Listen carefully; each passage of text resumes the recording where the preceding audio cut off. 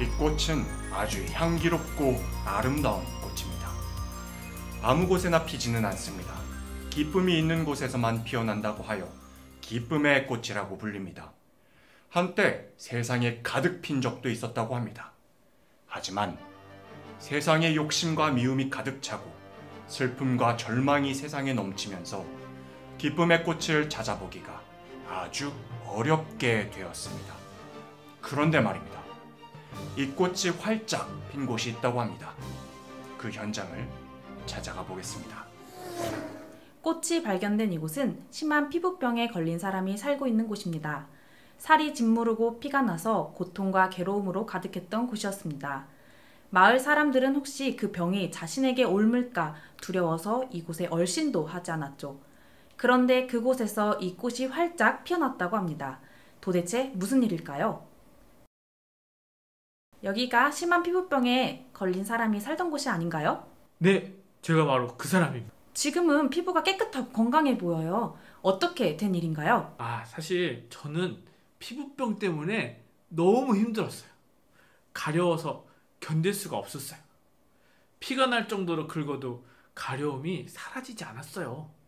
더구나 사람들은 옮기는 병이라며 가까이 오지 말라고 내게 돌을 던지고 했어요. 또 어떤 사람들은 제가 죄 때문에 이런 병을 앓는다고 손가락질 했어요. 몸이 아픈 것도 견디기 힘든데 사람들 때문에 죽을 만큼 아팠어요. 그런데 어떻게 그 병이 깨끗하게 나았나요? 그날의 기억은 아직도 잊을 수가 없어요. 저는 평생 아프고 외롭고 힘들게 살다 죽을 줄 알았거든요. 그런데 예수님이 저를 찾아오셔서 제 병을 고쳐주셨어요. 이제 건강해져서 아무 때나 밖에 나갈 수 있어요. 친구도 사귀었어요. 제 삶은 완전히 달라졌어요.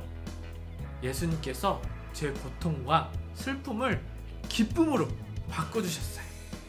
예수님을 만난 뒤 저는 항상 기쁨이 넘쳐요. 그래서 이 기쁨이 꽃이 이곳에 피어났군요. 꽃이 피어있는 또 다른 장소로 찾아가 보겠습니다. 이곳은 귀신이 들렸다는 소문이 있는 한 여자가 사는 곳입니다. 매일 소리를 지르고 돌로 자기 몸을 해치곤 했습니다. 사람들이 그 여자를 쇠사슬로 묶어도 보았지만 그 쇠사슬마저 끊어버려 누구도 감당할 수 없는 지경에 이르렀다고 합니다. 그런 여자가 사는 곳에 이 기쁨의 꽃이 피어났습니다. 무슨 일이 있었던 것인지 그 여인을 만나 인터뷰해보도록 하겠습니다. 나는 거의 매일 무덤 사이를 뛰어다니면서 살았어요. 내 몸이 엉망진창이 되어가는데도 멈출 수가 없었어요. 멈추고 싶어도 내 의지로 할 수 없었어요. 마을 사람들은 저와 눈을 마주치는 것도 무서워했죠. 모두 저를 싫어하고 저만 보면 도망갔어요. 그런데 어떻게 이렇게 변할 수가 있었나요? 얼마 전 예수님께서 이곳에 오셨어요. 예수님께서 제 몸에 깃든 귀신을 쫓아내 주셨어요. 그제서야 저는 정신을 차렸어요. 나는 이제 더 이상 무덤 사이를 뛰어다니거나 몸에 상처를 내지 않아요. 그뿐이 아니었다면 저는 여전히 무덤 사이에서 소리를 지르고 있었을 거예요. 그분과 만난 건 제 인생 최고의 기쁨이에요. 영원히 잊지 못할 거예요. 그런데 저처럼 자신을 마음대로 하지 못하는 사람들이 많더라고요. 몸에 나쁜 줄 알면서 술도 끊지 못하는 사람도 있고 나쁜 걸 알면서 폭력을 멈추지 못하는 사람도 있었어요. 그런 사람들은 다 예수님을 만나야 끊을 수 있어요. 그런 사람들은 현대에도 많이 있어요. 담배나 마약 중독에 걸린 사람들도 있고 도박이나 게임 중독에 걸린 사람들도 있어요. 이런 것들은 자신이 끊고 싶어도 끊지 못하는 경우가 많아요. 이런 사람들도 예수님을 만나면 끊을 수 있을 것 같습니다. 꽃이 핀 세 번째 장소로 이동해 보겠습니다. 이곳은 세금쟁이 삭개오 씨가 사는 곳입니다. 세금쟁이는 자기 민족에게 돈을 걷어 외국 로마에게 가져다 바치는 일을 하는 사람이었습니다. 그래서 많은 사람들로부터 미움과 원망을 받았습니다. 삭개오 씨도 마찬가지로 많은 미움을 받았다고 합니다. 그런데 이런 삭개오 씨에게 친구가 생기고 기쁨의 꽃이 피어났다고 합니다. 무슨 일인지 알아보겠습니다. 전 돈이 많았어요. 부자죠. 돈 많은 부자가 되면 사람들이 다 저를 좋아할 줄 알았어요. 사람들이 그러잖아요. 세상에 돈이 최고라고. 돈이면 다 되는 세상이니까 돈을 벌기에는 세금쟁이만한 직업이 없었죠.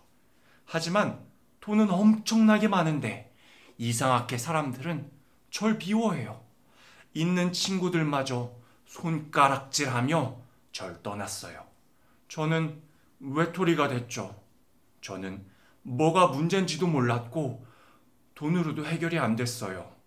돈은 엄청 많았지만 항상 외로웠다는 삭개오 씨. 어떻게 기쁨의 꽃이 피어날 수 있었나요? 예수님이 우리 마을에 오신다는 소문을 들었어요. 너무 궁금했죠. 얼굴이라도 한번 보고 싶었어요. 제가 키가 작아서 사람들 사이에서 그분 얼굴을 보기가 힘들었어요. 누구 하나 제게 자리를 양보해주지 않았어요. 오히려 절 밀치면서 꺼지라고 했죠. 하는 수 없이 나무 위에 올라갔어요. 얼굴만이라도 보고 싶어서요. 그런데 그분이 제 이름을 부르시고는 저희 집에서 하루 머물다가 가신다는 게 아니겠어요? 항상 외로웠던 삭개오 씨에게 그분이 친구가 되어주셨군요. 그뿐만이 아니었어요. 그분을 만나니 제가 가진 많은 돈을 사람들과 나눠야겠다는 생각이 들었어요. 집에 쌓아만 둘 때는 몰랐는데 사람들과 나누니까 저도 기쁘고 사람들도 행복해졌어요. 처음 느껴보는 기쁨이었어요. 사람들이 더 이상 저를 미워하지 않아요. 친구도 많이 생겼어요. 그분을 만난 뒤 진짜 기쁨이 뭔지 알게 되었어요. 예수님, 감사해요. 아, 그래서 삭개오 씨 집에 기쁨의 꽃이 많이 피었던 거였군요. 기쁨의 꽃이 피었다는 마지막 장소로 이동해 보도록 하겠습니다. 이곳은 한때 엄청나게 슬픈 일이 있었던 곳입니다. 남편을 일찍 잃고 외동아들과 함께 살았던 A씨. A씨에게 아들은 가장 큰 힘이자 희망이었고 살아가는 이유였습니다.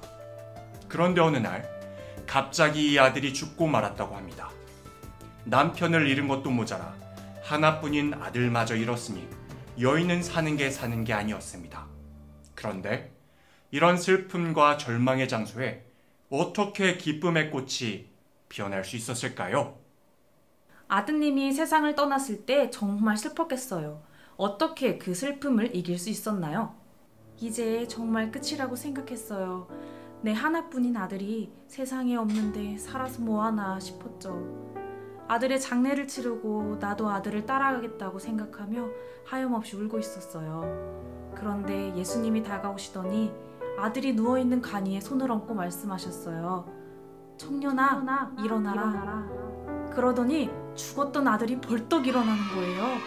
그분이 죽은 제 아들을 살리신 거예요. 아들만 살리신 게 아니에요. 죽으려던 저도 살려주셨어요. 그분이 내 절망과 슬픔을 기쁨으로 바꿔주셨어요. 고통과 절망으로 가득한 이곳에 기쁨의 꽃이 피었습니다. 그런데 슬픔과 고통으로 신음하는 네 사람이 기쁨을 찾은 것은 모두 같은 이유였습니다. 그들이 공통적으로 예수님을 만났습니다.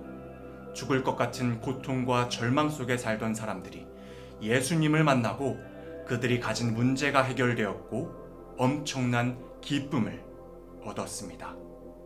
그 기쁨은 잠깐 스쳐가는 것이 아니라 계속 솟아나는 기쁨을 얻었다고 합니다.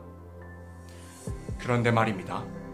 우리는 어떤가요? 여러분을 슬프게 하고 힘들게 하는 문제는 없습니까? 내 힘으로 도저히 해결할 수 없는 문제는 없습니까? 슬픔과 절망에서 헤매지 마시고 예수님을 찾으십시오.